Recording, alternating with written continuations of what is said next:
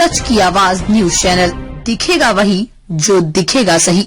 नहीं, दिल पे नहीं। उन कार्यकर्ताओं को मालूम है कि हम लोग कोई बिकने वाले लोग नहीं, हम अपनी आइडियोलॉजी पे काम करते हैं। मतलब आइडियोलॉजी किसी की पर्सनल दुश्मनी किसी से थोड़ी होती है। एक ही घर में दो भाई हैं, एक की आइडियोलॉजी कुछ है, किसी की आइडियोलॉजी कुछ है। हमारी आइडियोलॉजी इस देश में है कि हम इस देश में सांप्रदायिकता को ख़त्म करें, इस देश में हिंदू मुस्लिम भाई भाई की तरह से रहें, मस्जिद में अजान हो, मंदिर में पूजा हो और सब के सब एक ही गीत गाएं कि सारे जहां सच्चा हिंदुस्तान हमारा। ये हमारी आइडियोलॉजी है। लेकिन अभी जो लोग बैठे हैं सत्ता में ना, वो इसको ख़त्म करना चाहते हैं। वही लोग आपको फोन करके बोल देते हैं कि वोटिंग के लिए आओ और आप चले आते हैं। अरे कोई मतलब है वोटिंग तो करने। दोनों लोग जो खड़े थे ना, वो दोनों बीजेपी के लोग। हमारे पार्टी कोई खड़े नहीं था। हमारी पार्टी का एक दो लोग खड़े थे मेंबर्स के लिए। सर, आज कैबिनेट की बैठक थी। विरोध किया था, अब वही राज ठाकरे जो है वो उद्धव ठाकरे के साथ है और कांग्रेस में नहीं के साथ। नहीं, ये तो बिल्कुल जो है कांग्रेस का दोगलापन है 100%। जब हमारा कोई इशू आता है तो ये लोग कुछ बोलते नहीं हैं। जो है पूरे भारतवर्ष में लाउड स्पीकर कहीं नहीं उतारा गया है, सिर्फ मुंबई में उतारा गया है। आप गुजरात जाइए, गुजरात में मोदी जी की सरकार है, गुजरात में लाउड स्पीकर चल रहा है, लेकिन मुंबई में लाउड स्पीकर पूरा उतार दिया गया। अब जो उस पर जो डिसेबल जो अलाउ किया गया है ना, उससे कुछ आवाज़ बाहर जाती नहीं। आप जाइए किसी कंट्रीज में, आप रशिया में चले जाइए, लाउड स्पीकर अजान हो रही है सड़कों पर, जहाँ मस्जिद भर जाती है, बाहर नमाज़ पढ़ते हैं लोग। लेकिन हमारे यहाँ जो है ना, एक ऐसा है कि मुसलमान सड़क पर अगर नमाज़ पढ़ेगा तो उसका पासपोर्ट कैंसिल हो जाएगा, उसका लाइसेंस कैंसिल हो जाएगा। वो कोई पढ़ता नहीं बाहर। जब मस्जिद भर जाती है, आखिर में कोई थोड़ा लोग आते हैं जिनको जगह नहीं मिलती, वो 5-10 मिनट के लिए पढ़ लेते हैं। लेकिन लोगों का दिल इतना छोटा हो गया मुसलमानों के बारे में कि वो लोग जो इस तरह की बात करते हैं। अब ये जो माइक चलता है, इससे कह रहे हैं कि इससे पॉल्यूशन होता है। आप अगर आइए जहाँ मैं मुंबई में रहता हूँ, मानकुट शिवाजी नगर, पूरे मुंबई का कचरा वहाँ डाला जाता है। एक SMS कंपनी है जिसकी वजह से वहाँ के लोगों को TB कैंसर मरीज बढ़ते जा रहे हैं। और यहाँ तक कि NGOs की रिपोर्ट है कि लोगों की एज का एवरेज 39 ईयर्स हो रहा है। मैं पिछले 15 सालों से कह रहा हूँ कि यहाँ पोल्यूशन बहुत बढ़ रहा है, नहीं हट रहा है, परंतु मस्जिद के लाउड स्पीकर से पोल्यूशन बढ़ रहा है। आप सोचिए ज़रा कितने ये लोग नाजुक हैं। मैं उस पर एक शेर पढ़ता हूँ कि फर्श मखमल पे मेरे पाँव छीले जाते हैं और खाऊं मक्खन तो मेरे दांत हिले जाते हैं। इतने नाजुक हो गए हैं लोग। ये कोई मतलब है? इस देश में भाईचारगी को बढ़ाना चाहिए। सऊदी अरब जाइए, दुबई जाइए, ये इस कंट्रीज़ में पोल्यूशन नहीं है क्या? यहाँ अजान हो रही है, यहाँ नमाज़ पढ़ रहे हैं लोग, और मंदिर भी बनी हुई है, दुबई में मस्जिद भी है। लेकिन यहाँ पे ऐसा हो रहा है ना कि सिर्फ हिंदू मुसलमान को लड़ाओ और राजनीति करो। मैं इसके खिलाफ हूँ। सर, लेकिन आज आपने नरेश मस्की जी के साथ रूम में चर्चा की, क्या बात हो गई? चर्चा क्या करेंगे? चर्चा हाल चाल कैसी, भाई साहब खाना खाए कि नहीं खाए, चलो चाय पी लो मेरे साथ में, आप आए यहाँ पर, बस। और क्या? रूम में बैठ के तो कहीं हो सकती है, उसमें क्या? नया होने वाला है BMC में इलेक्शन के लगते हुए। भाई साहब, नया कुछ नहीं होगा। मैं समाजवादी पार्टी अकेले बेस पर BMC का इलेक्शन लड़ेगी। सर, कैबिनेट बैठक हुई आज। आप अकेले में लड़ोगे BMC, कांग्रेस के साथ नहीं? अकेले लड़ूंगा, अकेले लड़ूंगा। नहीं, मेरी उनसे ये चर्चा नहीं हुई। भाई साहब, आप क्यों अपनी बात को मेरे मुंह में डालना चाहते हैं? मेरी चर्चा सिर्फ एक इंसानियत के नाते दोस्ती अभी कि वो महाराष्ट्र के, मैं महाराष्ट्र के, हम सब भाई भाई हैं, ये चाहे। और हम लड़ेंगे इलेक्शन अकेले और 150 सीटें लड़ेंगे। सर, कैबिनेट बैठक हुई आज, उसमें deputy chief minister Eknath Shinde absent थे। भरत गोगावले आज जहाँ पे आप अभी दिल्ली में हैं वहीं पे वो प्रेजेंट थे, वो कैबिनेट बैठक में नहीं थे। ये बताया जा रहा है कि अनबन की सिचुएशन महायुति में दिखाई दे रही है।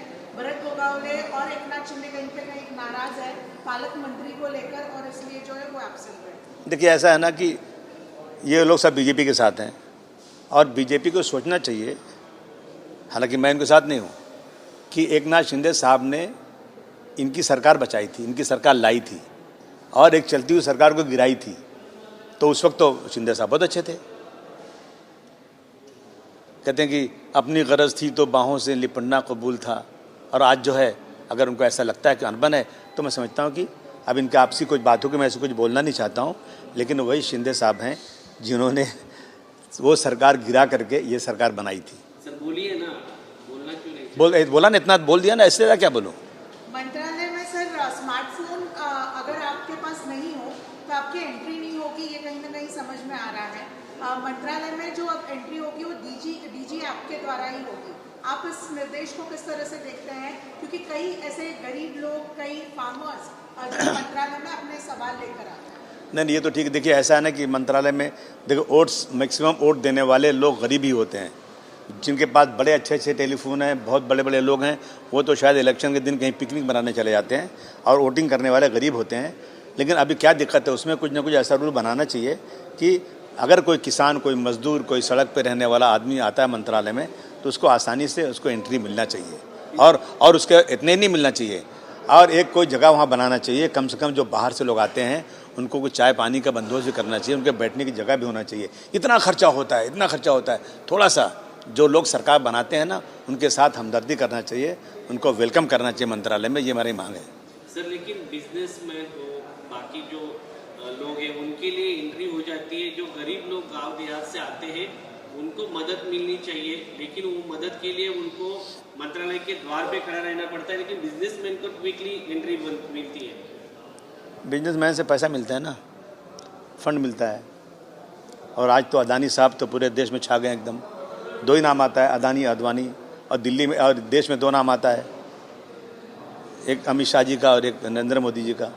दो लोग इधर दो लोग इधर, इन्हीं का राज चल रहा है। मगर ये जो है ना गरीबों के साथ जो ये बाहर खड़े रहते हैं, ये चीज़ें ये बिल्कुल शोभा देता नहीं। मैं निवेदन करूंगा सरकार से कि किसानों मजदूरों का सम्मान कीजिए। किसान ही वो है जो देश को चलाता है। किसान अगर दुखी रहेगा तो देश दुखी रहेगा। आज भी किसानों की आत्महत्या हो रही है, बार बार कहा जा रहा है किसानों की आमदनी दुगना हो जाएगी, किसानों को इंसाफ मिलेगा लेकिन हर सरकार कहती है, लेकिन हर सरकार में किसानों की आत्महत्या बढ़ती ही जा रही है। तो मेरा कहना है कि इस तरह की चीज़ें ना हो कि कोई गरीब बाहर खड़ा रहे। तर वोटर लिस्टवरून बराचसा वाद चालू आहे। मुंबईमध्ये काही नेत्यांचं असं म्हणणं आहे, विशेष करून भाजपच्या, की बांगलादेशी वोट बँक वाढवण्याचा प्रयत्न जाणून बुजून केला जातोय, टार्गेट केले जाते काही क्षेत्रामध्ये। बिल्कुल झूठ है, बिल्कुल 100% झूठ है। बांग्लादेशी अगर हैं तो उनको आधार कार्ड, उनको पासपोर्ट, उनको लाइसेंस उनको कौन बना के देता है? कोई व्यक्ति बना के देता है क्या? सरकारी कर्मचारी बना के देते हैं। आप जिन्होंने बनाया पहले उनको आप सजा दो उनको कि कैसे आपने बांग्लादेशियों को यहाँ पासपोर्ट दे दिया। ये सब की सब चीज़ें सिर्फ और सिर्फ ये सांप्रदायिकता बढ़ाने की और कोई वजह नहीं है।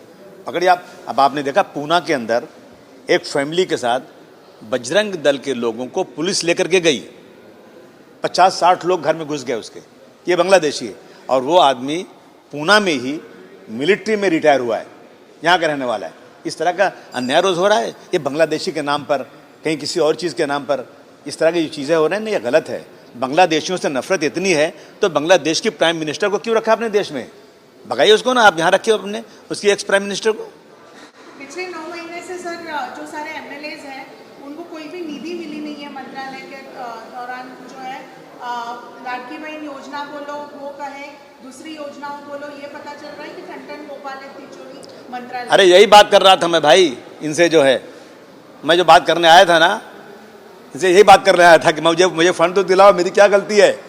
मैं भी चुना हुआ एमएलए हूँ और हर चुने हुए एमएलए को बराबर फंड मिलना चाहिए। मेरे बाजू वाले को 17.5 करोड़ रुपया, मुझे 5 करोड़ भी नहीं। मेरा एरिया इतना ख़राब है, इतना ज़्यादा वहाँ पे वो है स्लम पूरा है। मतलब ऐसी सड़कें हैं कि अगर मैं दिखाऊंगा ना तो मुख्यमंत्री, मुझे आदरणीय एकनाथ शिंदे साहब ने कहा कि हमारे महाराष्ट्र में जहाँ मैं मिनिस्टर हूँ वहाँ पर ये हालत है। मैंने कहा सर ये असलियत देख लो आप। अबू भाई पूरा रोड बन जाएगा, आज तक नहीं बना। यही मैं निर्णय कह रहा हूँ भाई, इंसाफ कीजिए सबके साथ में ना। तो आप किससे मिलने आए थे और किससे ये बात करने आए थे? अभी मैं मिला था ना मैं। लेकिन वो ना मिनिस्टर है, सेंट्रल मिनिस्टर है, उनसे मिलके क्या? अरे वो एकनाथ शिंदे जी के राइट हैंड हैं, उनके बहुत दोस्त हैं। मैं सिफारिश करवा रहा हूँ कि भाई हमें भी फंड दिला दीजिए।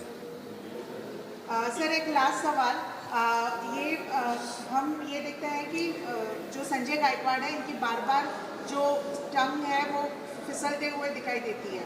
इस बार उन्होंने ये कहा है कि उद्धव बाला साहब ठाकरे इनके जो बाप है वो भी मेरी कॉपी नहीं कर पाएंगे, ऐसा उनका वक्तव्य। नहीं, ये बदतमीजियाँ नहीं करना चाहिए। देखिए इलेक्शन लड़ो अपनी बात, लेकिन किसी के बारे में इस तरह गलत बात मत करो। अभी आपका आखिरी सवाल होगा, मेरा एक सवाल पूछ लीजिए आप। मैं एक चीज़ बोलना चाहता हूँ कि ऐसा हो रहा है कि आज देश में इंसाफ खत्म हो चुका है। मैं आपके माध्यम से मुख्यमंत्री जी से, आदरणीय एकनाथ शिंदे साहब से कहना चाहता हूँ कि सर बहुत सारी फिल्में बन रही हैं। एक फिल्म बनी है अभी उदयपुर फाइल, कश्मीर फाइल, गुजरात पे फिल्म, एक फिल्म बना दीजिए आप। इखलाक को जो मारा गया ना, एक फिल्म बना दीजिए। एक फिल्म और बनवा दीजिए आप कि किस तरह से एक पुलिस वाले ने ट्रेन के अंदर मुसलमानों को निकाल निकाल कर गोली मारा और पैर पे रख कर कहा इस देश में रहना है तो मोदी और योगी कहना पड़ेगा। इस पे एक फिल्म बना दीजिए। और एक फिल्म और बना दीजिए जो 19 साल तक जेल में रहने के बाद, जिस पे आप लोगों ने सुप्रीम कोर्ट में अपील किया है, अब वो अक्यूज छूट कर आ चुके हैं। एक बार उनको अपने दरबार में बुला लीजिए और उनसे सच्चाई जान लीजिए कि इनके साथ किस तरह से एजेंसीज ने जुल्म ज्यादती की थी। अगर आप ही के महाराष्ट्र के रहने वाले बहुत सारे उसमें लोग हैं। ये इन चीज़ों पर इंसाफ होना चाहिए। राजनीति में किसी के साथ सिर्फ वोट लेने के लिए एक समाज को इतना ज़्यादा उसके साथ जुल्म ज्यादी करना मैं समझता हूँ ठीक नहीं है। सर हिंदी में भाजपचे आमदार आहेत रमेश कराड यांनी असं लातूर ग्रामीणच्या बाबत एक विधान केलेलं आहे। लातूर ग्रामीणला त्यांनी पाकिस्तानची उपमा दिलेली आहे। मतलब ये तो बेशर्मी की बात है ना। अगर कहीं मुसलमान रहता तो वो पाकिस्तान हो गया, क्या मतलब है? देखिए, अगर ऐसा था ना तो 1947 में मुसलमान अपने सरो सामान को लेकर पाकिस्तान जा रहा था मोहम्मद अली जिन्ना की आवाज़ पर। लेकिन उस वक्त यहाँ के नेता जो लोग आज़ादी की लड़ाई लड़े थे वो लोग नहीं जो अंग्रेज़ों के तलवे चाट रहे थे, वो नहीं, जो आज़ादी की लड़ाई लड़े थे उन्होंने कहा था मत जाओ यहाँ पर, तुम्हें इंसाफ मिलेगा। तो उन मुसलमानों ने पाकिस्तान मुर्दाबाद कहा और हिंदुस्तान जिंदाबाद कहा। आज भी सरहद पर ज़रूरत पड़ती है। जितने मुसलमान मिलिट्री में हैं, फोर्स में हैं, वो जितना परसेंट है उससे ज़्यादा वो लड़ाई में शामिल रहते हैं। ये झूठ बात है। मुसलमानों ने कभी देश के खिलाफ कुछ नहीं किया। ये ज़बरदस्ती एक बनाया हुआ ड्रामा है। सर हिंदी में आपसे जानना चाहेंगे, नेशनल के लिए ये है, फतेहपुर मकबरा विवाद में इमरान मसूद का बयान है, बवाल करने वाले अगर मुस्लिम होते तो उन्हें गोली मारी दी जाती। 101% सही है, ये बिल्कुल सच है। ये आपने देखा, एक बार आज एजिटेशन हुआ था यहाँ पर NRC के ऊपर, 20-25 लोग यूपी में मार दिए गए थे। आज कोई सड़क उतरने को तैयार नहीं है। आज 5-5, 6-6 साल से जेलों में पड़े, मुकदमे नहीं चल रहा है। 19 साल तक जेल में पड़े हैं और उनको फांसी की सज़ा हो रही है। उसके बाद बेगुनाह 19 साल बाद छूट रहे हैं। अगर हाँ वो मुसलमान होते, 100% मुसलमान होते तो पुलिस मार के हड्डियाँ तोड़ देती।